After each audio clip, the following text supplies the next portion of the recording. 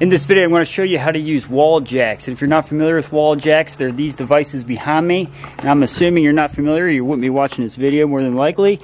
And these are definitely a back saver.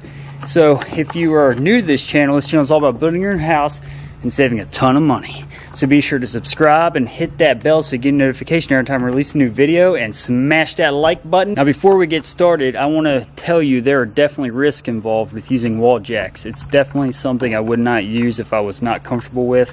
And if you're a newbie in the DIY industry, it may be something you want to steer clear of, and just make sure you just have enough people to help you lift your own walls and without the assistance of wall jacks.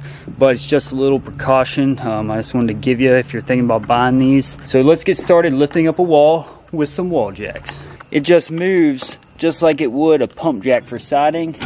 It just pumps straight up a 2x4. When it's slid under a wall, it lifts the wall up with it. So I'm going to show you how that works. Alright, so what you'll need are 2 pump jacks and 2 16-foot 2x4s that are pretty clear. And what I mean by clear is not too many big knots or anything like that. You want these to be as strong as possible, so you want to make sure they're pretty clear. And you're going to need to get a handle. I went ahead and got this 3/4 stainless steel pipe. I got this side already started, but I'm going to show you from scratch how to get it started under the wall. Alright, so first thing you need to do is go ahead and get the 2x4 that you're going to use to jack the wall up with, and get your jack started on this 2x4. First thing, get your 2x4 through the first square slot on the top of the wall jack, and then lift up this bottom part, slide it on.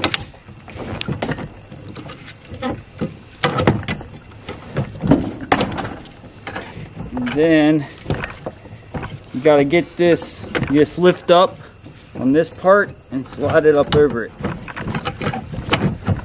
So you want to make sure you sit on a floor joist. So if you look, there's a floor joist running right here. So be sure you don't put it out in the middle where there's no floor joist. So we're going to put our wall jack right here.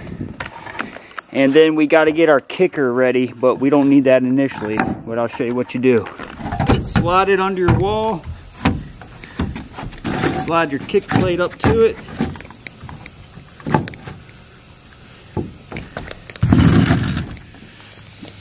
Then tack a nail, and that's going to keep it wedged there. Now go ahead and start pumping it up.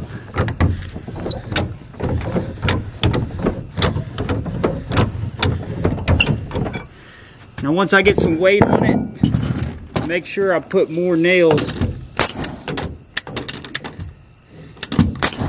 in the actual floor joist. Alright, so as you can see here, we got it started. And now you go through and jack up this side a couple feet, and then go over this side a couple feet till the whole wall is lifted up. So I'm showing you how I lift up a wall by myself. I don't recommend you do it this way. I'm just telling you how I do it. It's way easier if you have 2 people, and way quicker just to go ahead and lift it up without wall jacks. I've tried both ways. You've seen my videos of me and my dad lifting up walls, so it's definitely better to have 2 people.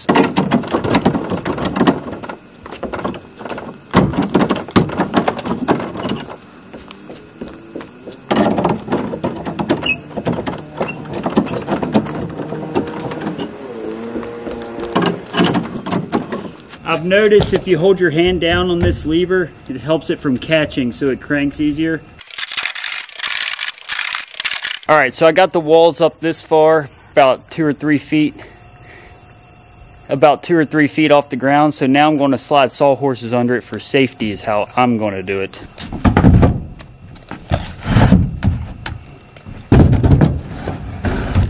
And something else I wanted to mention before you even lift the wall up with the wall jacks is kicker boards on the bottom so the wall doesn't slid up off the edge. And you want to make sure your wall is all the way where it needs to be. So we're going against this wall, so make sure it's already there.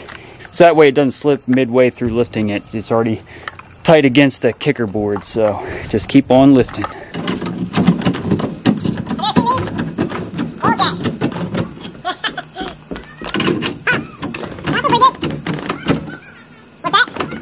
Alright, so if you look here behind me, that's as far as I am now. So as you can see, the dangerous part is if you're under that wall and those kickers kick and the wall comes down on you. So that's something you need to be very mindful of.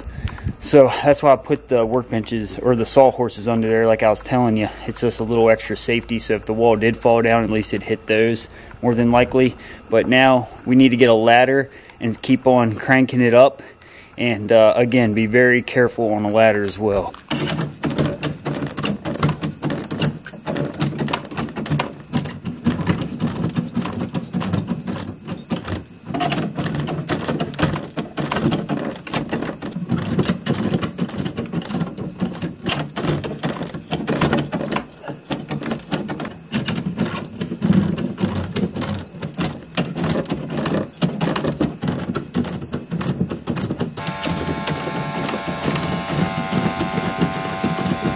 I'm not gonna lie, it's kind of scary being under that wall, knowing that jack's all that's holding it.